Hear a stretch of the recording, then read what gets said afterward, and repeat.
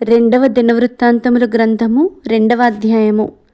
సొలొమోను యెహోవా నామఘనత కొరకు ఒక మందిరమును, తన రాజ్య ఘనత కొరకు ఒక నగరును కట్టవలెనని తీర్మానము చేసుకొని, బరువులు మోయుటకు 70,000 మందిని, కొండల మీద మ్రానులు కొట్టుటకు 80,000 మందిని ఏర్పరచుకొని, వీరి మీద 3,600 మందిని అధిపతులుగా ఉంచెను. సొలొమోను తూరు రాజైన హీరాము నొద్దకు దూతల చేత ఈ వర్తమానము పంపెను. నా తండ్రి అయిన దావీదు నివాసమునకై ఒక నగరును కట్టతలచి ఉండగా, నీవు అతనికి సరళమ్రానులను సిద్ధము చేసి పంపించినట్లు నాకును దయచేసి పంపించుము.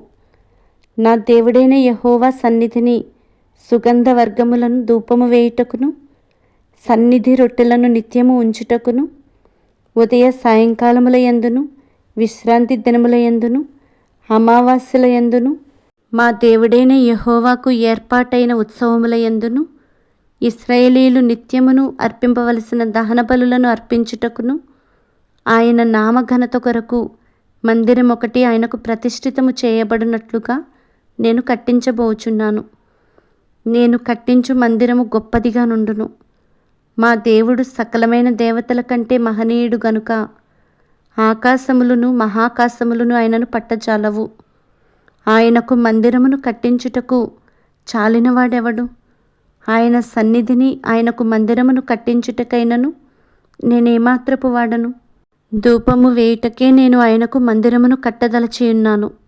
నా తండ్రి అయిన దావీదు నియమించి యూదా దేశములోను యెరూషలేములోను నా యొద్ద ఉంచిన ప్రజ్ఞగల వారికి సహాయకుడై ఉండి, బంగారముతోనూ వెండితోనూ ఇత్తడితోనూ ఇనుముతోనూ ఊదా నూలుతోనూ ఎర్ర నూలుతోనూ నీలి నూలుతోనూ చేయు పనియును, అన్ని విధముల చెక్కడపు పనియును నేర్చిన ప్రజ్ఞగల మనుషునొకని నా యొద్దకు పంపుము.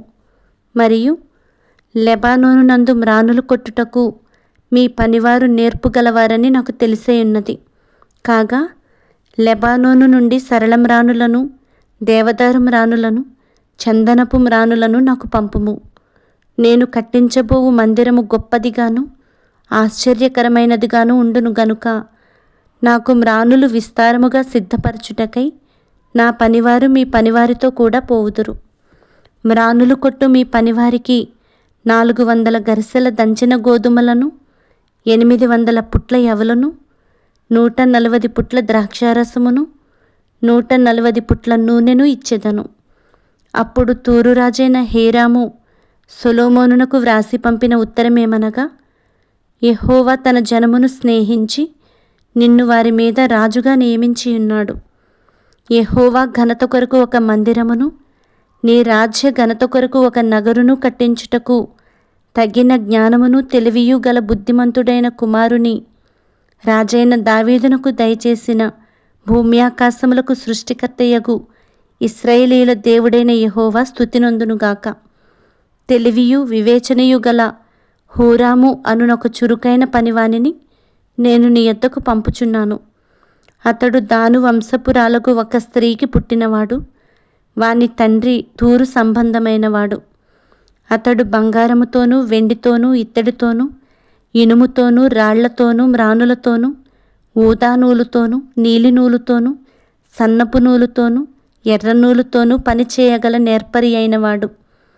సకల విధముల చెక్కడపు పనియందును మచ్చులు కల్పించుటయందును యుక్తి కలిగి, నీ పనివారికిని నీ తండ్రి అయిన దావీదు అను నా ఏలినవాడు నియమించిన ఉపాయశాలులకును సహకారి అయి వాటన్నిటినీ నిరూపించుటకు తగిన సామర్థ్యము గలవాడు. ఇప్పుడు నా ఏలినవాడు చెప్పియున్న గోధుమలను యవలను నూనెను ద్రాక్షారసమును నీ సేవకుల చేతికిచ్చి వారిని సాగనంపిన ఎడల, మేము నీకు కావలసిన మ్రానులన్నీయు లెబానోను నందు కొట్టించి వాటిని నీ కొరకు సముద్రము మీద తెప్పలుగా యొప్పేకు కొనివచ్చెదము. తరువాత నీవు వాటిని యెరూషలేమునకు తెప్పించుకొనవచ్చును అని వ్రాసెను. సొలొమోను తన తండ్రి అయిన దావీదు ఇశ్రాయేలు దేశమందుండిన అన్యజాతి వారినందరినీ ఎన్నిక వేయించిన ఎన్నిక ప్రకారము వారిని లెక్కింపగా వారు 1,83,600 మంది అయిరి. వీరిలో బరువులు మోయుటకు 70,000 మందిని, పర్వతములందు మ్రానులు కొట్టుటకు 80,000 మందిని, జనుల మీద అధిపతులుగా నుండి పని చేయించుటకు 3,600 మందిని అతడు ఏర్పరచెను.